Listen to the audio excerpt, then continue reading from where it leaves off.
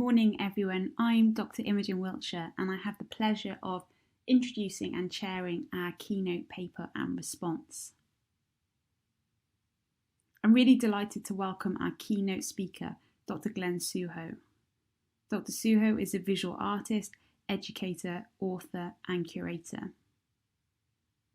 His curatorial projects include, amongst others, Legacies of Silence, the Visual Arts and Holocaust Memory, at the Imperial War Museum in London in 2001. Artists witnessed the Shoah, Graves Art Gallery, Sheffield, 1995, and Migrations of Drawing, which is in preparation. He has contributed essays and book chapters to various publications, including The Cold Shower of a New Life, The Post-War Diaries of a Child Survivor, edited by Cohen and Novak, in 2019. Juncker Adler and the Avant-Garde, Chagall, Dix, Clay and Picasso in 2018. Concentration Memories, edited by Griselda Pollock and Max Silverman. And Last Expressions, Art from Auschwitz in 2002.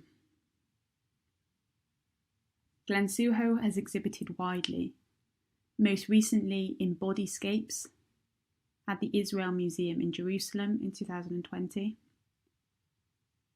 Anatomies at Eton College and Royal Collections Trust, Windsor in 2014, Lifelines Works on Paper at the Lewis Elton Gallery at the University of Surrey in 2013. His artworks have been acquired by the British Museum, the Imperial War Museum, the V&A Museum, and University College Collections in London, by the Metropolitan Museum of Art and the Jewish Museum, both in New York, as well as the Israel Museum, Jerusalem, and the Museum of Fine Art, Caracas. I'm really pleased to welcome Glenn today to our symposium, and the title of his paper is Young Blood and the Exterminatory Idea, a Continuum. Thank you very much, Glenn. I'm going to open with a personal note. And to begin with, I'd just simply like to extend a welcome to those who've joined us today. And though we're deprived of the oxygen and refreshment of spontaneous engagement and chatter in a room together, I'm very pleased for my sake, but above all for the sake of our organizers and fellow presenters, that you've chosen to do so. I very much look forward to the day's proceedings. A conversation with the art of internment takes me back 3 decades. The force of my encounter with the drawings made by artists interned in camps and ghettos in World War II, during a working visit to Israel soon after the First Gulf War in late spring of 91, 30 years ago exactly, would transform the way I think about autograph processes and drawing language in general. And this from someone who approached the subject with a developed sensibility for the language of drawing. An encounter that also introduced me to the wider discourses of the imagination in extremis. Doubtless, later meetings with survivors Aaron Appelfeld, Avigdor Aricha, and Yehuda Bakon, their youthful triangle in the founding years of Medinat Israel, the State of Israel, was especially illuminating. And later with other artist survivors, among them Isaac Selnikier and Boris Taslitsky, were a source of encouragement as well as deep personal enrichment. I began then to examine the cadences, the rhetorical and formulaic uses of language when describing the response of artists to atrocities of this nature. And to think of artists' witnesses as bold innovators, uncovering a visual vocabulary without precedent. From there to a new art history. I was then, and perhaps still am now, exercised by a question also raised by my good colleague, Dr. Shulamit Baer, and her co-author, Sandra Gilman, in their excellent introduction to a publication edited by Sarah McDougall and Rachel Dixon, Forced Journeys, in 2009. Baer and Gilman take a lead from literary critic Kathy Carroll's study of memory, unclaimed experience, trauma, and the possibility of history, asking what it means for the, quote, history of art to encompass the history of trauma, unquote. If you would allow me, I'll now proceed to address this question.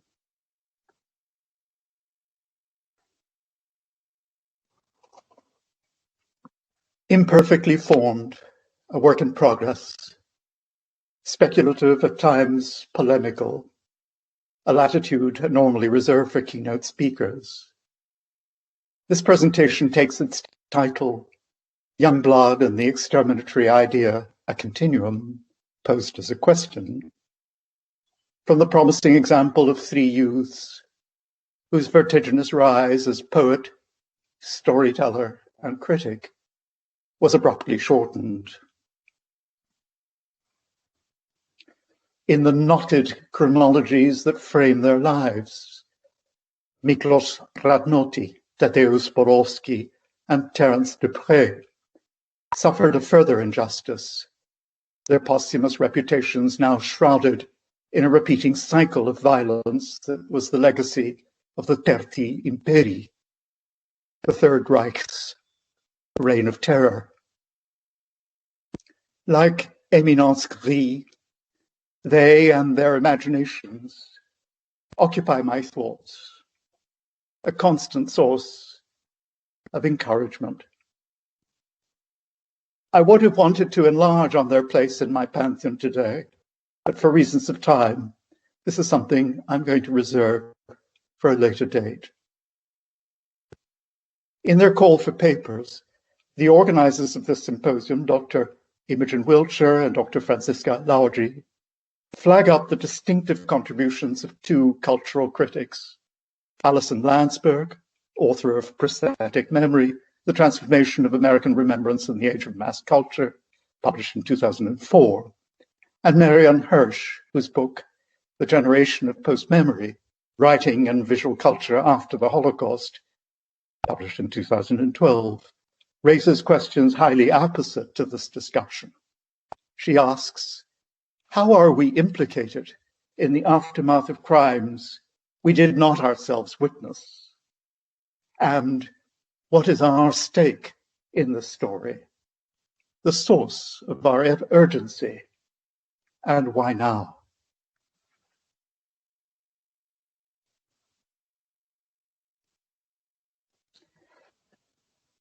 Illustrious speakers invited to chart the course of our day, among them artists, critics, art historians, and museum professionals, will doubtless succeed where I have tried, but failed, to provide answers.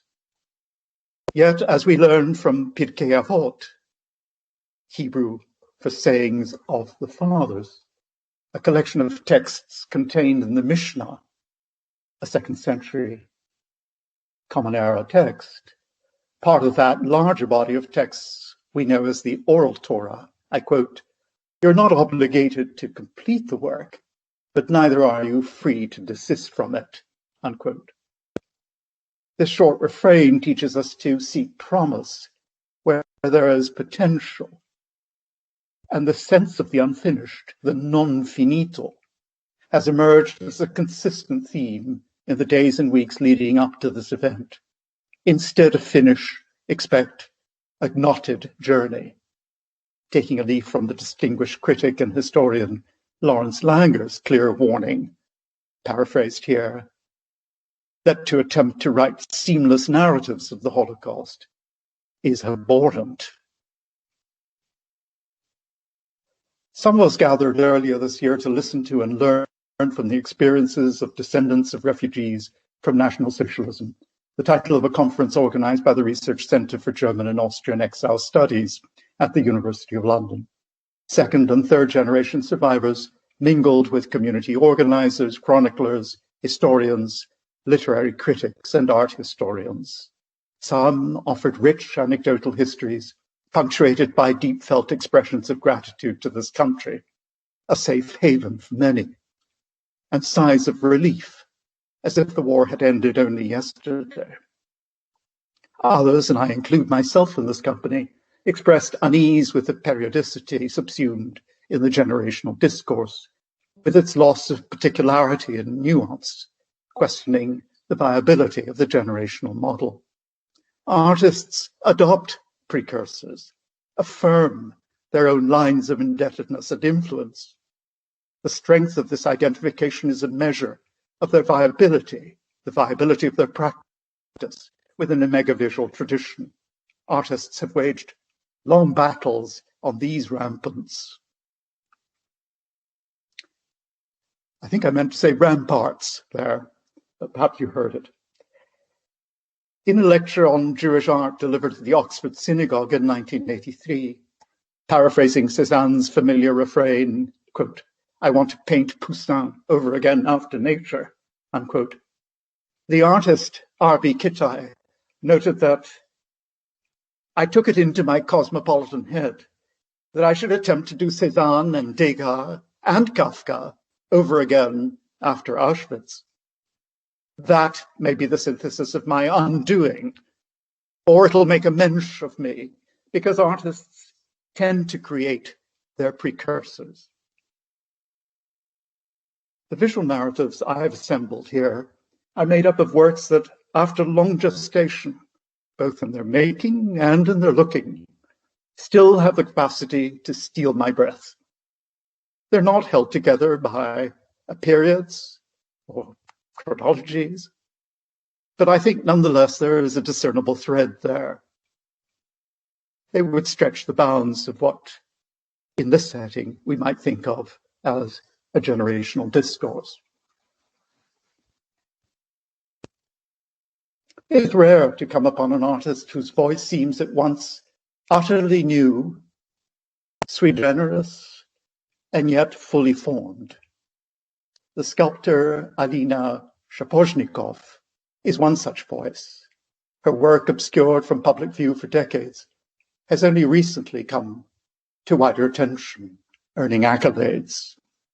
Born in Kalisz, Poland, in 1926, setting aside an earlier training as a sculptor of public monuments in a tradition of socialist realism, her work and outlook were transformed during working visits and longer periods spent in Paris and New York, affording new freedoms, but also challenges. In her last years, her works map the injuries caused to her person by poisonous chemical reagents that were the catalyst for brave explorations of the human form, the abject body. She writes, "I'm convinced that of all the manifestations of the ephemeral, the human body is the most vulnerable, the only source of joy, all suffering, and all truth." In this paper, I too pay close attention to configurations of the human, alone or in groups, their hand gestures and grimaces, resisting abstraction and invisibility, while rendering visible a radical nakedness, the term coined by Thérèse Després in a remarkable study, The Survivor, An Anatomy of Life in the Death Camps, published in 1976. Few accounts of the experiences of the descendants of Holocaust survivors have touched me more deeply than Eva Hoffmann's memoir, Lost in Translation, published in 1989, the story of a young girl and her family's flight from Poland during the anti-Semitic pogroms of the 1950s and their resettlement in the United States. This book was followed 15 years later by an extended philosophical essay entitled After Such Knowledge, Memory, History, and the Legacy of the Holocaust, published in 2004. Both lay claim to the idea of the survivors' descendants as vessels of memory. Hoffmann speaks of the hinge generation, referring to those who receive transferred knowledge, ensuring a living connection with the Shoah. She speaks tantalizingly and with a curious authority vested in one who has seen every one of the adult members of her wider family murdered. How, quote, knowledge of past events is being transmuted into history or into myth, unquote.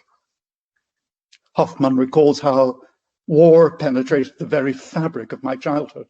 It was the heavy ground of being, the natural condition to which the world tended and could at any moment revert. Everything else was a precarious aftermath, or maybe an interregnum. And she observed the memories, no, not memories, but emanations of wartime experiences kept erupting in flashes, abrupt, fragmented phrases in repetitious, broken refrains, with a frightening immediacy in that most private and potent of family languages, the language of the body.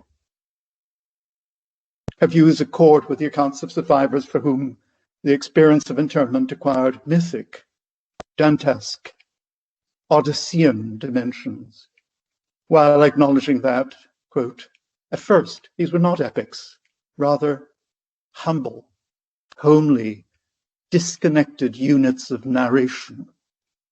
She adds, quote, just as war was the ground of being, so pain was the ground of personhood. Recognizing a fundamental truth about pain in the 19th century, the physician, Dr. Peter Latham, asked the question, well, what is pain? And relied on his own perceptions for the answer. I quote, things which all mankind know infallibly by their own perceptive experience cannot be made plainer by words. Therefore, let pain be spoken of simply as pain. Yet, as Elaine Scarry has shown in her most influential book, The Body in Pain, The Making and Unmaking of the World, 1985, quote, physical pain does not simply resist language, but actively destroys it, bringing about an immediate reversion to a state anterior to language, to the sounds and cries a human being makes before language is learned. And she adds, quote, to have great pain is to have certainty. To hear that another person has pain is to have doubt. The doubt of other persons, here as elsewhere, amplifies the suffering of those already in pain. Pain is a disruptive force, as we see in so many instances and among the artists whom I mention in this talk. It causes life to deviate from its expected course. It disrupts biographies. If, as Eva Hoffman attests, pain is intrinsic to the very fabric of our being, it is also manifest in the social body, the body politic, evinced in war and its consequences, poverty, disease, hunger, and violence. In this vein, I ask whether the universal message contained in the graphic cycles of Fransiska Goya, Kati Kollwitz, Max Lievot, and Otto Dix portend a visual imaginary of violence for the modern era that foreshadows the totalitarian and genocidal impulse to the destruction of a people. How do these images implicate or make us complicitous in acts of violence then and after? What obligations do they bestow on future acts of transmission, poetic misprision, or an aesthetic of resistance? And how do these images insinuate pain, an experience each of us knows? Francisco Goya's Nada, ello dirá, nothing, the event will tell, 1814-15, from the suite of etchings, The Disasters of War, a record of atrocities in the Napoleonic and Peninsular Wars, is perhaps the most nihilistic from the suite. Goya began work in 1808 and continued working intermittently during the siege of Madrid in 1810 to 11. aware that the depiction of atrocity made with unprecedented candor could fall foul of the French occupying forces, and after their defeat, the reinstated Bourbon monarchy. The suite remained unpublished in his lifetime, and was not published until 35 years after his death. The exhumed remains of a figure, dead or alive, sparkle against a dark ground made up of a palimpsest of deep-etched lines and abrasures. He, she holds a broadsheet inscribed with the word nada, nothing.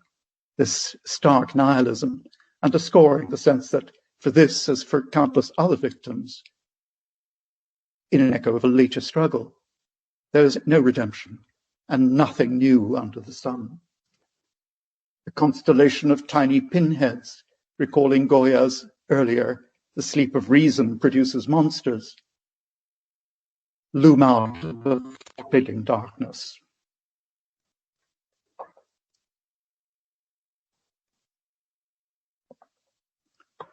In the sixth state of Kati Kollwitz's etching, aquatint and engraving, Schlachtfeld, Battlefield, 1907, British Museum, a mother searches for her dead son in the aftermath of a battle that has seen the 16th century peasants' revolt crushed. Glimmers of light from an oil lamp reveal the identity of the fallen. The blackened image tells of deep foreboding as it silences the din of battle. The world is unmade. Language fails us when confronted with the death of a loved one. Uniquely, Kollwitz's graphic oeuvre, her espousal of social causes and her own personal suffering are inseparably entwined. Might we see in this image of a mother and her dead child a prefiguration of the death of the artist's younger son Peter in the Great War, with shattering consequences for the artist? In the interbellum, Kollwitz's horror of war made her a fervent internationalist. Commissioned to produce morale-boosting images of German troops on the Western Front, Max Slevold's frank condemnation of war in a cycle of 21 lithographs entitled Gesichte, Visions, were anything but morale-boosting and initially banned from circulation. This was a far cry from the fleeting impression moving figures on the stage, ballet, the cabaret, and streets of Berlin and Munich that he and his fellow secessionists, Lovis Corinth and Max Liebermann, had earlier indulged in. Seen through history's rear-view mirror, Slevold's The Mothers, convulsed, arms raised in cries of despair over their dead sons' bodies, a mass grave stretching to infinity, produces a sudden frisson, as if foreshadowing later events.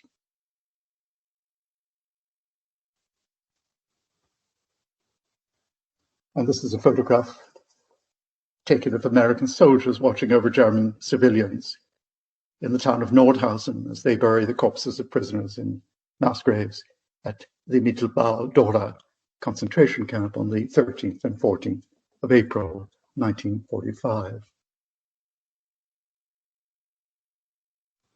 Within 20 years of Slevold's dark visions, the Hungarian poet Miklos Radnóti composed a requiem foreshadowing his own death in an even, methodical hand, concerned less with his own survival than with the survival of his works and posthumous reputation, an anxiety incidentally shared by the Romantic poets.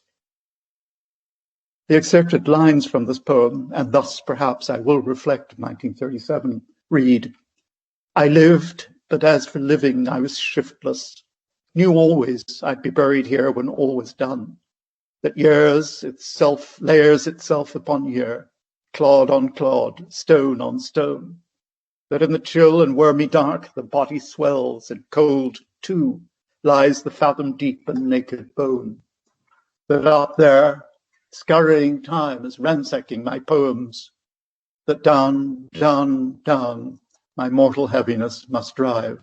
All this I knew, but tell me, did the work survive?" Attempts to damage Radnotti's standing as a poet occurred repeatedly in his native Hungary, his poems torched in an orgy of book-burning by neo-Nazi rabble.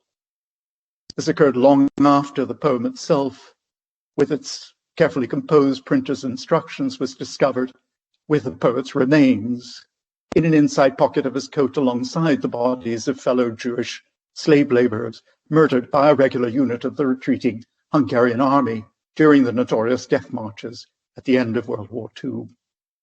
The reigning chaos and brutality are rendered in a meter willfully reminiscent of Virgil's eclogues. A quarter of a century would elapse before the remarkable Slovenian artist Zoran Mušić returned to the memories and waking nightmares of his internment at Dachau concentration camp in an extended suite of paintings, drawings, and etchings titled presciently, "We're Not the Last," a recognition that this would be just one in a history of genocidal acts, foreshadowing the internecine conflicts and a recurrence of those scenes of extremity in his home in the Balkans. An eidetic memory obviating the need for mnemonic devices, the group of outline drawings made at Dachau survived in his possession. He depicts the slow, tenuous movements of the emaciated figures stacked to shoulder height, lying under a light powder of snow, frozen and stilled by morning. His figures emerge in braille-like patterns, deep fissures left on the plate due to the corrosive effects of acid biting, in a direct reference to the qualities of tactility so ingrained in Western art. The drawings and prints in particular attest to an awareness of what the art historian Francis Carey has called the apocalyptic imagination, in which Goya's seminal Nada, nothing, and Kollwitz's Battlefield are touchstones of an emboldened and resistant protest. The philosopher and critic George Steiner, whose essay Language and Silence prompted me as early as 1971 to explore the links between the language of poetry and visual representations of extremity, saw a direct link, a deliberate actualization of myth in the events of history, alluding in the following passage to both the vile network of Nazi SS concentration and exterminatory camps in World War II, and to the Soviet Gulag. I quote, "The camp embodies, often down to minutiae, the images and chronicles of hell in European art. It is these representations which give the deranged horrors of Bergen-Belsen a kind of expected logic. The concentration and death camps of the 20th century, whatever regime they're under, are hell made imminent. They are the deliberate enactment of a long, precise imagining." Staying with this utterance, a long, precise imagining, I propose to move at short pace through a sequence of works that portend the naked human as the unremitting referent of extremity, drawing out synergies between their visual representations and poetic language. Among the most powerful, if not the most radical image of extremity and the naked referent in Western art is Theodore Géricault's Raft of the Medusa, 1818-19, Louvre, Paris. It depicts the moment when, on the 17th of July of 1816, a remnant of the survivors of the beached frigate Méduse first made contact with their rescuers on the Argus, visible as a speck on the horizon, but not in the image on your screen, because this is a detail of the painting. And this encounter, this spotting, this sighting occurred 13 days when the group was adrift at sea on the makeshift raft. Neither the French government nor the Navy had until then made any attempt to search for the victims. Of the initial 147 passengers on the hurriedly constructed raft, 15 survived. Others we know died from dehydration or starvation, cast themselves, were thrown into the sea in despair. The raft carried the survivors to a new frontier, crazed, parched, and starved, They ate their dead companions and killed the weakest. We recall the painstaking studies of severed heads and limbs painted in the morgue at the Bohm-Duchen hospital in preparation for the painting, and the demands that programs so vast in scale placed on Géricault himself, the periods of abstinence, withdrawal, the physical and psychological hardships, inscribing the artist fully into the image. Seen alongside Géricault's ambitious statement, Beckmann's Scene from the Destruction of Messina of 1909 and its companion, The Flood, seem awkward, faltering in their references to the naked human, still indebted to a strain of late 19th century academicism in the great war machines of Ernest Meissonier's The Siege of Paris of 1870-71, for instance, or of his German counterpart, Hans von Mares, who, having served in the Prussian army during the same campaign, was directly acquainted with war. The disturbing arrangement of naked figures, their awkward frontality, and the lack of attention to scale preclude any storytelling. In one, the loosely painted backdrop showing ostensibly the destroyed town of Messina, and their titles now seem a mere expedient. The art critic Robert Storr has remarked that on their high-flown rhetoric that comes at a cost. Yet both works unleash a remarkable intensity, made more acute for the figure's curious isolation. For Storr, they improbably and inelegantly synthesize admired exemplars in Michelangelo, Rubens, and Delacroix among the old masters, Lovis Corinth and Max Lievert among Beckmann's near contemporaries. A group of recumbent nudes displayed at eye level on a long wall in the lower rooms of the Hayward Gallery in autumn 1988, forming part of a retrospective exhibition of the works of Lucien Freud, produced a familiar frisson. Painted under a cold, inhospitable light, their crumpled bodies and sallow complexions intimate foreknowledge, seemingly asleep, yet somehow indistinguishable from the dead. With titles such as Naked Girl or Naked Man on a Bed, they give little away as to the identity of their subjects. Parallels with the waxen, wasted forms of the victims of Bergen-Belsen, recorded by the British Army's Film and Photographic Unit in the early days of May 1945, seemed inescapable to me then. Isaac Selnicke was 16 when the German army occupied Poland in September 1939.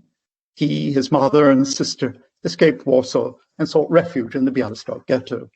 Selnicke was arrested during skirmishes and battles on its streets and deported to concentration camps, first to Stutthof, then Birkenau, Sachsenhausen, and Flossenburg.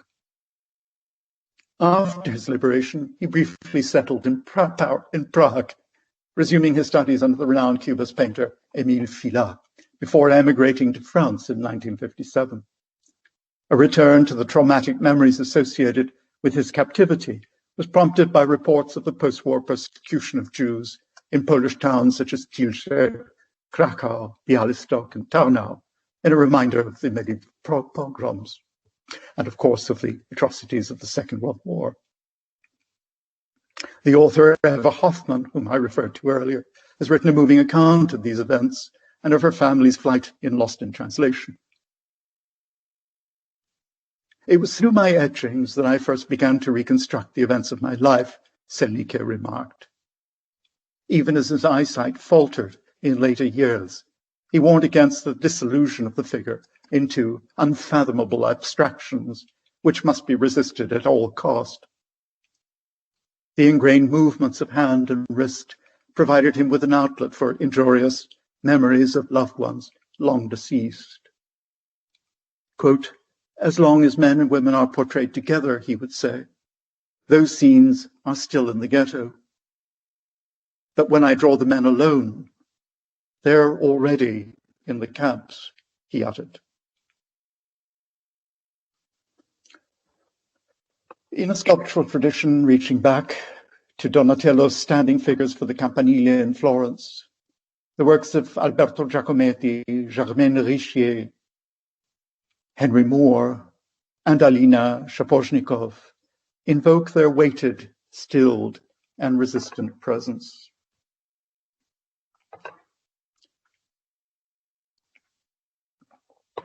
In a collection of essays first published in 1958, L'Atelier d'Alberto Giacometti, the novelist, playwright, and political activist Jean Genet, a close friend of the sculptor, struck a chord with his observations of the gaunt figures emerging from Giacometti's studio as early as 1946 and 47. Drawing attention first to the feet of the statues, Genet remarks on their immobility. They belong, he says, to a defunct age, corroded, giving them the appearance of eternity passing, unquote. Yet in his ensuing remarks, the author makes the following correction, quote, or rather, they've come out of an oven, the residue from some terrible cooking, when the flames were extinguished. That was what remained, unquote. He remarked, these ladies are not pulling themselves from some leaden mud.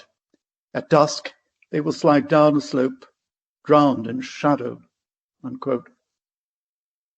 The failure to see the emaciated forms of Giacometti sculpture for what they are, as traces or indicators of the events of preceding years, suggests a willful neglect of the interpretative process, as if the language or the will to speak of these events had somehow exhausted itself. In a radical reorientation from the earlier meticulously crafted portrait busts in a Beaux-Arts tradition, eased by the isolation that war provided and the occupation of Paris, in exile, Germaine Richer, after long gestation, began to produce a group of hybrid beings, a strange anthropomorphism, the organic fusion of animal, botanical, and human forms that appeared one after another in long succession. Affirming their lifelike condition, the poet Georges Limbourg observed, quote, a world in the process of being born, unquote. For the existentialist philosopher Jean-Paul Sartre, metamorphosis and ambiguity were key elements in conveying the uncertainties of human existence after 1945. With works such as Diabolo, 1950, Richer alludes to a geometry of tensile, vertical, horizontal, and oblique lines extending into a liminal space beyond the figure.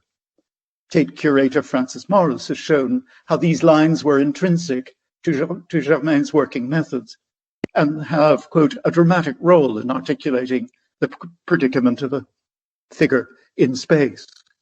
The notion of entrapment is difficult to escape, she writes.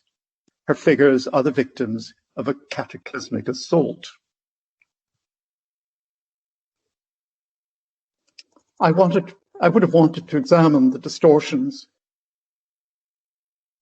created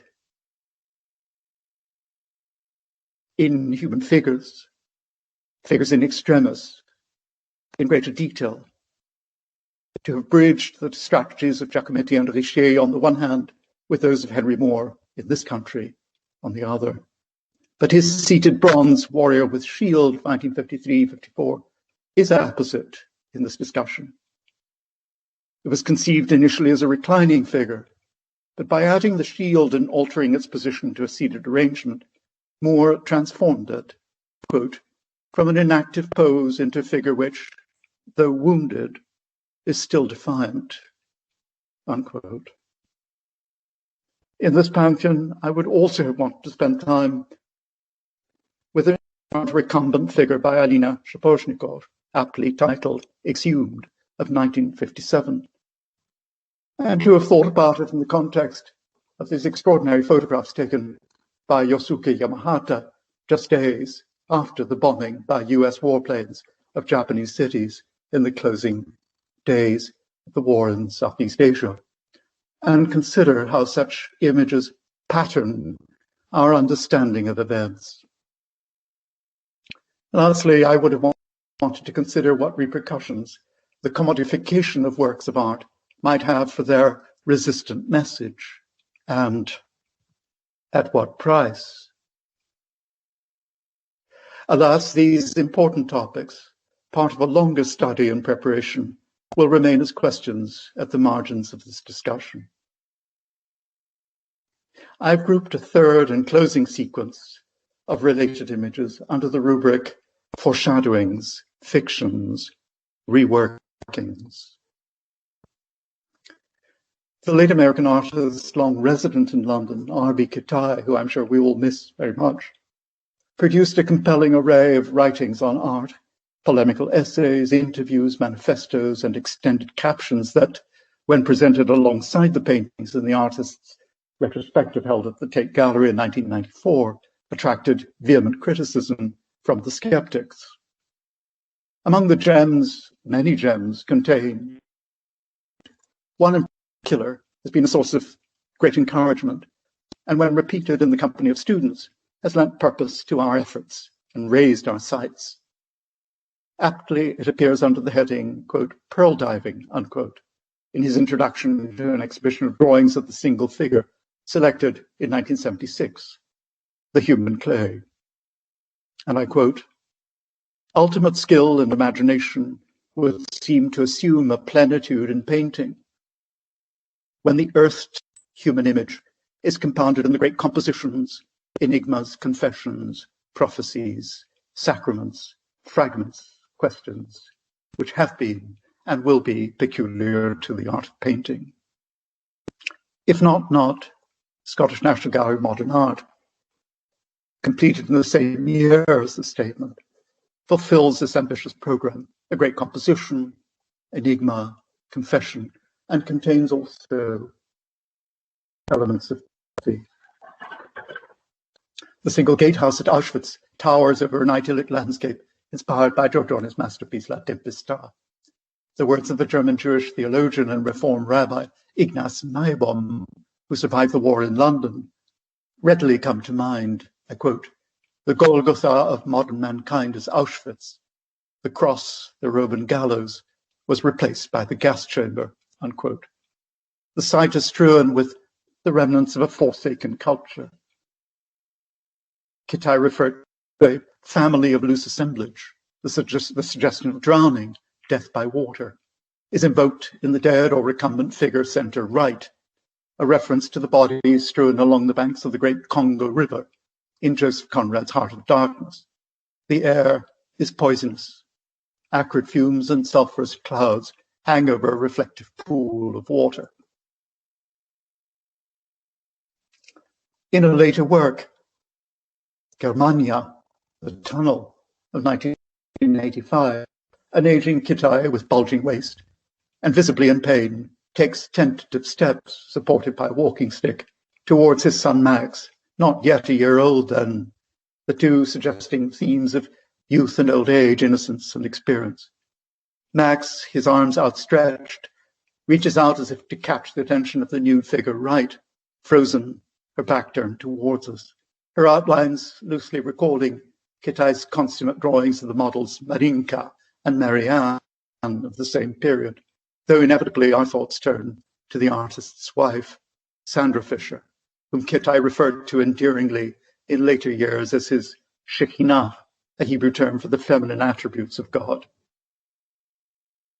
Germania, the Tunnel, takes up the complex spatial schema and singular or ocular perspective of Kitai's Cecil Court, London, WC, at Tate Gallery, painted a year earlier. The vaulted patterns have an indisputable source in Van Gogh's late gouache seen here, the center of your screen, corridor in the asylum. A reference to the psychiatric hospital at Saint-Rémy-de-Provence, where the Dutch artist spent the final years of his life. Though far from a place of refuge or spiritual healing, the pattern of receding arches in Kitai's painting suggests a fathomless vortex. Kitai's acquaintance with the writings of the generation of German Jewish emigres, the art historians Abbe Warburg, Edgard Wind, Ernst Gombrich, encouraged him to throw open the entire field of interpretation. And following his example, I draw attention to two other architectural sources: the 18th century garrison town built by Marie-Thérèse, the Habsburg sovereign, that became the site of the notorious Theresienstadt ghetto, a staging post for German, Czech, and Austrian Jews en route to destinations east, a catchword for death camps in Poland. Their solid parapet walls, too, are punctuated by occasional openings, long receding corridors and arches. These and the sudden shifts of perspective we see in Germania. The upturned chimney on the right, a leaden sky above, and below a precinct devoid of all light, bring to mind the repeated circles of torment in Dante's Inferno, with their rejection of spiritual values, yielding the appetites of the flesh, perverting the human intellect, and prone to malice. Shown schematically in an engraving by the Florentine humanist and architect Antonio Magnetti on your left. Daniel Richter's vast painting, Tarifa, after the coastal resort, a destination for migrant refugees from Northern Africa and other destinations. Of 2001, Ken and Helen Rowe collection, recently seen in Radical Figures painting the new millennium at the Whitechapel Art Gallery. Hovers a full 3.5 meters above the gallery floor. Truly an immersive experience. The art historian Sarah Monks points us to the poet Alexander Pope's translation of Homer's Odyssey, quote, "Form a raft and build a rising ship, sublime to bear thee o'er the gloomy deep." The word sublime here, Monk tells us, etymologically perhaps sublimen, meaning up to a high threshold, signifies a state of elevation to which ascent towards physical or metaphorical heights bring about transcendence, carrying with it, if only as a trace memory, that over which the raft climbs or floats, the gloomy deep. This is precisely the effect that Richter's turbulent mass of seawater, with its liquid depths and gravitational forces, has on the viewer, prompting an almost physical reaction and fears of drowning. We look up as if seeking deliverance along a path of ascent while sinking ever deeper into the gloomy depths. Pulitzer Prize-winning photographer Mauricio Lima's brave image of the body of a refugee washed ashore on the Greek island of Lesbos brings this presentation to a close. 3 days after this event, the reporter Rick Lyman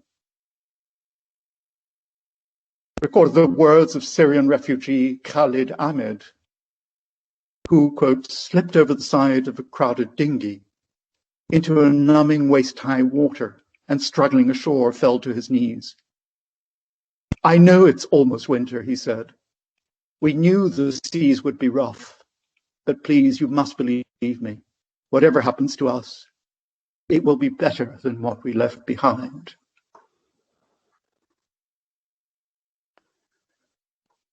Now, I've been asked to say a few words about my studio practice, which seems appropriate in the company of other artists. And if we have the time, I will spend 5 minutes doing that. Firstly, a word about method. These wall-size drawings really begin as small observational drawings of the human figure or multiple figures in movement. This is the point of departure. The resulting thematic groups then undergo extensive reworking, and through a laborious process of enlargement, employing stencils, templates, tracings, squaring up and joining, lining and finally stretching, the wall-size drawings, and we're seeing one here, acquire their fixed rectangular dimensions.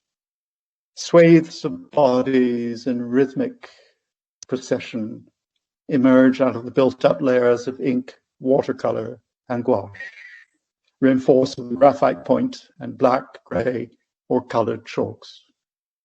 This is when the real work begins, firming up the drawing, adding definition, tightening up the arrangement. Recourse to drawing with pencil, black chalk, or brush and ink occurs throughout the process.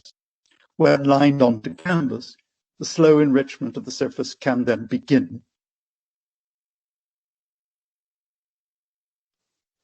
Their current state of unfinish suggests a certain reticence, better still, a resistance to fixity, finality. Now numbering some 60 works, a more complete record of its progress, the progress of Ghetto Suite, is now available online.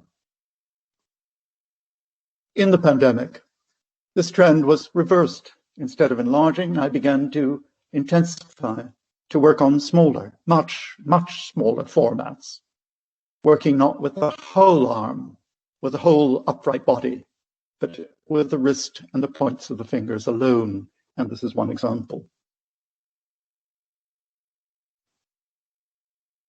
And another.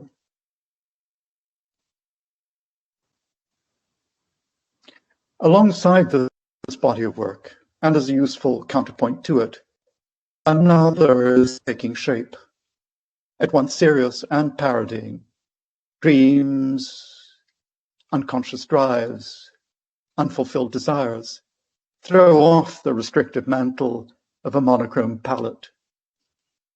I've called these works allegories. The qualification of Jewish life still hangs in the balance.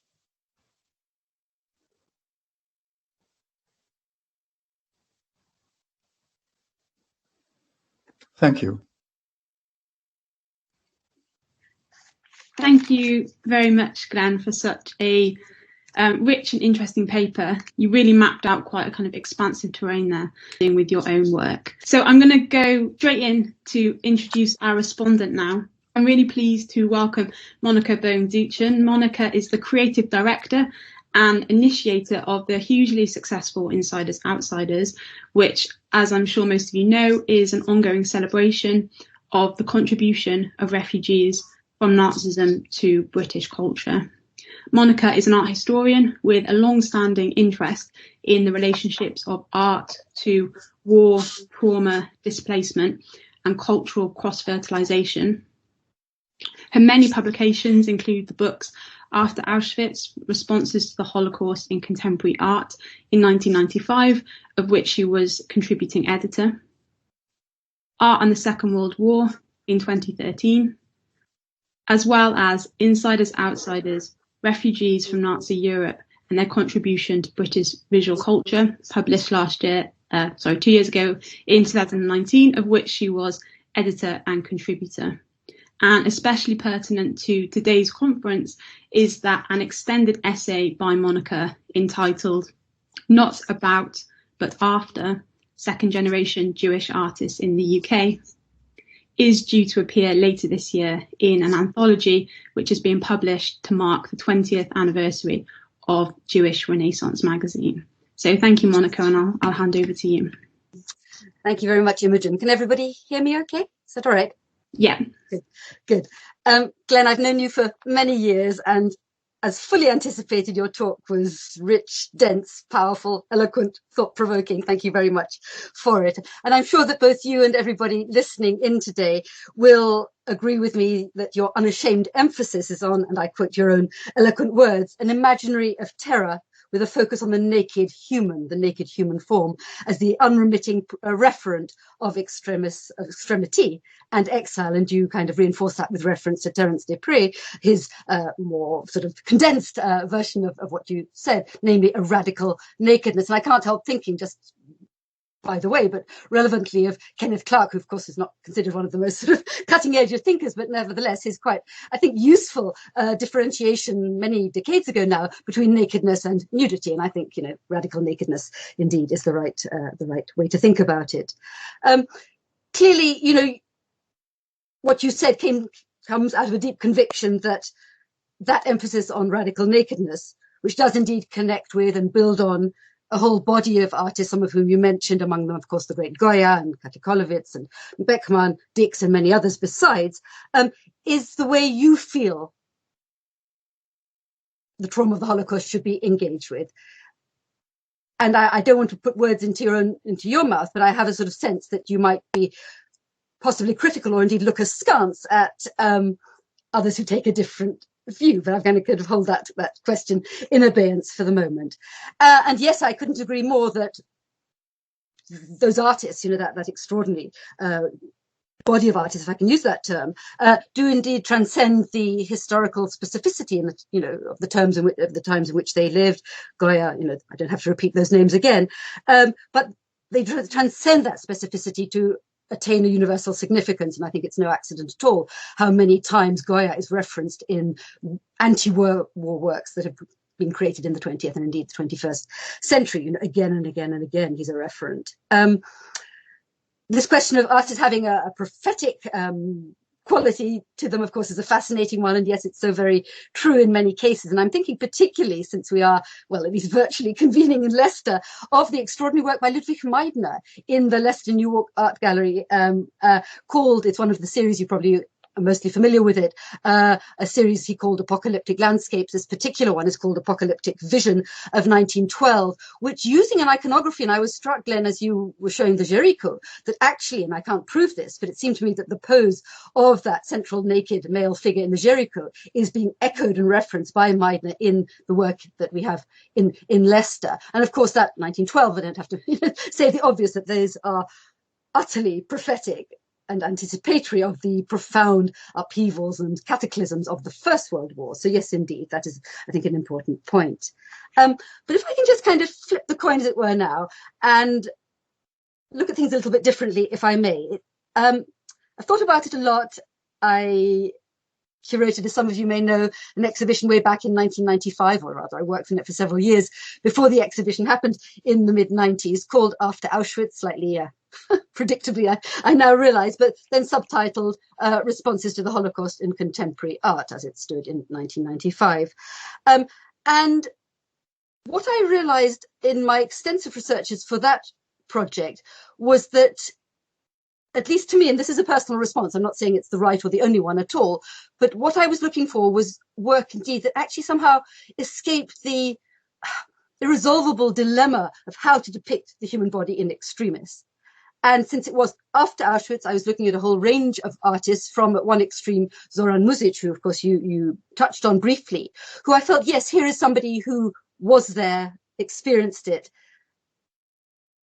His confrontation, you can see I'm hesitating here, these are not easy issues to grapple with, but his engagement with that body in extremis, born of direct first-hand experience, I won't say legitimated, but it convinced me that he should be in this show that I was curating. I should also say that the only other artist of the 20 or so I ended up showing was Natan Nuhi, who's an Israeli artist based, I think, still in New York, but the son of a Holocaust survivor. I don't know whether you know his work, it's not that well known, but he took that unforgettable iconography of the emaciated, haunting figures of the Holocaust victim, but suspended them almost floating on a simple black background, as though to acknowledge the kind of, again, the difficulty of grappling and engaging with the implications of such imagery. But apart from that, and this is where I think I'd like to leap forward into the present and to think about what's in store in the coming day, the coming proceedings, it seems to me that in my experience, not all, certainly, maybe not even most, but many artists of the second generation, and here I will be quite specific, and I think it tallies with what we're going to be looking at today. When I say second generation, I mean artists born after the war with no direct experience of the events of the war and the Holocaust. In Helen Epstein's memorable words, yes, haunted by a history I never lived, or possessed by a history that I never lived, or that we never lived, to speak for more of us. In other words, and also I think this is important, I'm not talking about prosthetic memory, I'm talking about artists engaging with the more direct issue of post-memory, artists who are the direct offspring of those who did live through the war and the Holocaust. And in my experience, and I think this is going to be borne out by what's going to be talked about later today, they tend to balk, and I say this consciously or unconsciously, at representing these bodies in extremis directly. The Holocaust, of course, forms the dark, backdrop to everything that they do and everything that we think about or are thinking about today. But that courage, I would even call it, to depict, to attempt to represent those bodies is something that many of them, I think, will fight shy of. And I think this is going to be a fruitful topic for discussion later. And I'd like just very briefly, if I may, to quote George Sirtes. Some of you may know his wonderful, I do recommend it if you haven't yet read it, his book published in 2019 about his mother and his relationship with his mother, who went through the worst, called The Photographer at 16. And just very briefly, there are many pithy passages one might quote, but he said on page 40, he said, "I had only imagination as a poet. And as a son, I had only imagination. My mother had experience." And then on page 127, he says, even more pertinently, "My imagination had no right to venture into the camp itself."